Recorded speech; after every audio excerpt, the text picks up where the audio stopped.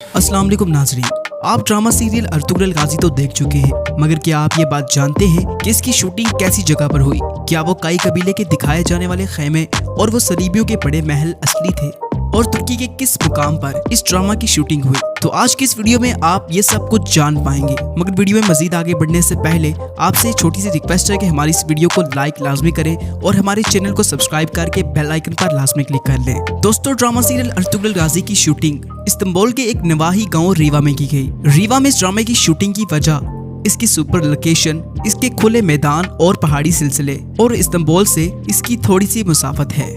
चूँकि अर्तुगरुल गाजी की कास्ट में 5000 बंदों ने हिस्सा लिया था, इसलिए इस्तांबुल के करीब ही किसी ऐसी जगह का इंतखाब किया जाना था जहां पर बआसानी वो 5000 लोग पहुंच सकें। दोस्तों, आपको एक दिलचस्प बात बताते चलें कि ड्रामे में दिखाए जाने वाले तमाम इंडोर शूट्स ना ही किसी तुर्की के दूर दराज मकाम के हैं और ना ही ये किसी पुरानी बस्ती के हैं, बल्कि ये इस्तांबुल की एक पुरानी फैक्ट्री बेकोस फैक्ट्री के हैं। ये फैक्ट्री काफी अरसे से बंद थी, जिसे अर्तुगरुल गाजी की इंडोर शूटिंग के लिए इस्तेमाल किया गया। गत्ते और लकड़ी की मदद से 1000 साल पुरानी बस्तियां और महल बनाए गए।